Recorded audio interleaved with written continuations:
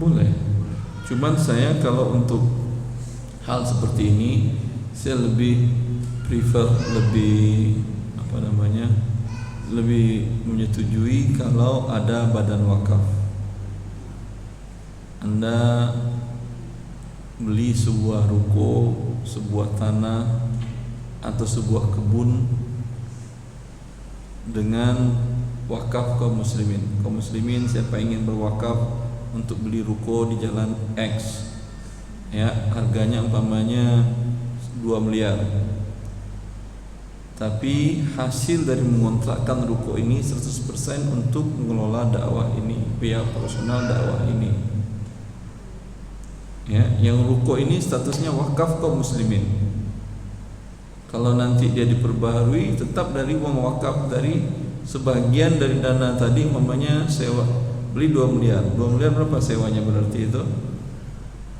Per bulan sampai 10 juta. Biasanya berapa? 5% dari harga kan ya per tahun. Gitu. Berarti sampai umpamanya setahunnya 50 juta. Ya. 100 juta kalau 5%-nya. 100 juta kontraknya setahun. Dari 100 juta ini 50 juta untuk operasional dakwah ini. Yang 50 juta untuk maintenance gedung. Sehingga sumber wakaf tidak berkurang untuk mendapatkan hasil tadi. Ini lebih baik daripada sekedar donasi biasa. Karena dengan begitu, karena beda dengan umpamanya dengan membantu fakir miskin. Kalau membantu fakir miskin sifatnya insidental. Ya, kadang ada fakir miskin, kadang ekonomi bagus, nggak ada lagi fakir miskin di tempat itu. Tapi kalau dakwah tidak boleh berhenti. Orang mau kaya, mau miskin, mau maju, mau mundur, tetap dakwah terus jalan.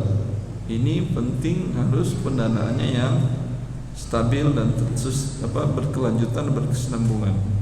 Oleh karena itu, dari masa dahulu kaum muslimin untuk lembaga-lembaga pendidikan umumnya mereka memberikan dana wakaf pendidikan.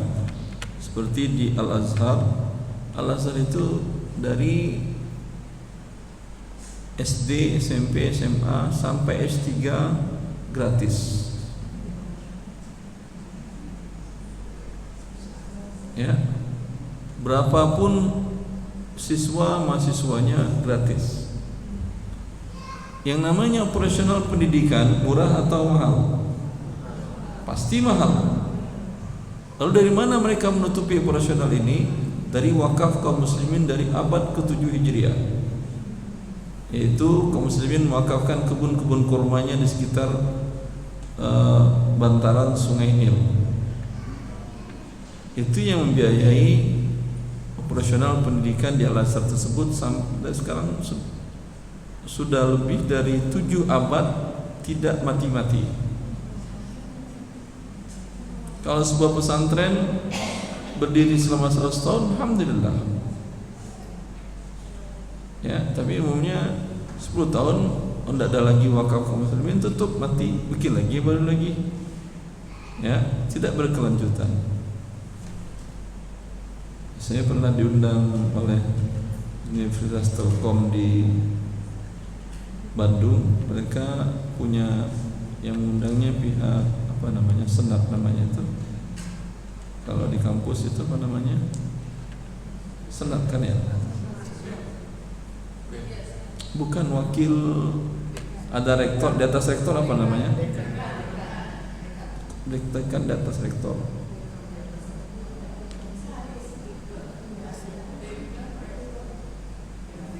Di atas rektor apa namanya? Kalau di Arab saya tahu namanya Majelis Jami'ah. Artinya dewan komisaris kampus. Kalau kampus kami bukan senat. Kalau DPR namanya senator kan ya. Terserah Anda lah. Yang jelas dia di atas rektor diminta karena dia yang memegang kebijakan pengembangan, mengangkat, menurunkan rektor. Minta saya menyampaikan diskusi kepada mereka sebagai sumber narasumber. Mereka ingin membuat wakaf universitas. Saya jelaskan tentang wakaf. Mereka membahas tentang wakaf pendidikan, wakaf Al-Azhar. Ya.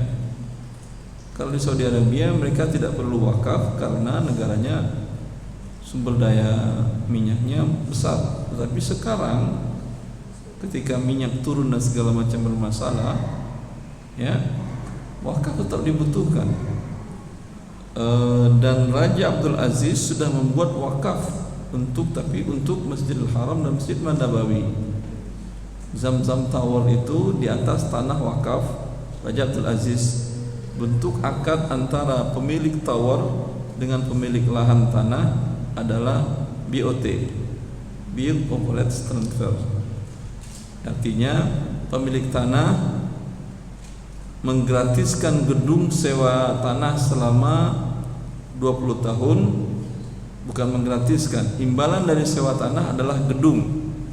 Artinya dia minta pemilik wakaf, pengelola wakaf mengatakan, siapa yang bisa bangun gedung dengan spek seperti ini, spek tertentu, dengan spek tertentu bangun gedungnya, dan selama itu tidak membayar sewa, tapi sewanya adalah pakai gedung, setelah 20 tahun kami terima. Paham? Tanah berarti tidak hilang dan tanah dapat gedung. Bagus atau tidak? Baguslah. Diperkirakan setelah nanti serah terima, sudah berjalan 7 tahun lebih, lebih 7 tahun, sudah 10 tahun lebih. Diperkirakan setelah serah terima itu kering minyak di Arab Saudi. Untuk operasional Masjid Haram dan Masjid Nabawi tidak butuh uang dari luar lagi. Yang jelas Anda tahu Masjidil Haram dan Masjid Nabawi tidak ada kenceleng, kan ya?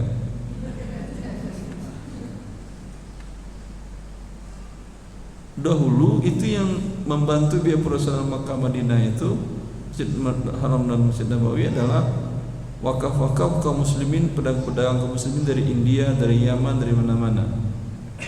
Sebelum kerajaan Saudi Arabia mendapatkan rezeki dari Allah dalam bentuk kekayaan alamnya tadi. Ya, tapi tetap juga ke depannya diperkirakan itu, dipertimbangkan, dipikirkan. Kalau di Arab Saudi itu sering seperti tadi yang saya katakan, wakaf gedung untuk tahfiz Quran, wakaf ruko untuk tahfiz Quran, wakaf apartemen untuk tahfiz Quran. Di sana tahfiz Quran di bawah idarah manajemen sendiri, ya, dikembangkan pembiayaannya. Di sana anak-anak di masjid-masjid ada biasanya laqa-laqa hafiz Quran, tahfiz Quran, tahsin dan tahfiz Quran gratis, dan anak-anak tinggal orang tuanya memberitahukan pihak DKM masjid tempat rumahnya, nanti jam sore sebelum asar anak pulang sekolah dijemput oleh kendaraan bus atau minibus tahfiz Quran tadi. Setelah hampir menjelang maghrib, anak diantar lagi ke rumah orang tuanya gratis. Dan hari libur Sabtu Ahad anak-anak dibawa pergi rihlah wisata oleh guru-guru tahfiz Qurannya tadi. Untuk biaya ini pasti biayanya besar, kan ya? Besar atau tidak? Besar. Dari mana biayanya? Seperti yang saya katakan tadi, mereka minta mengumpulkan wakaf kaum muslimin. Mereka ingin beli gedung X atau tanah X atau beli apartemen X, kemudian menjadi milik mereka, milik lembaga tahfiz Quran ini, sekretariat. Nanti hasil dari menyewakan gedung-gedung ini untuk biaya operasional tahfiz Quran tadi, sehingga nggak perlu minta-minta lagi dan berkelanjutan. Wallahu a'lam.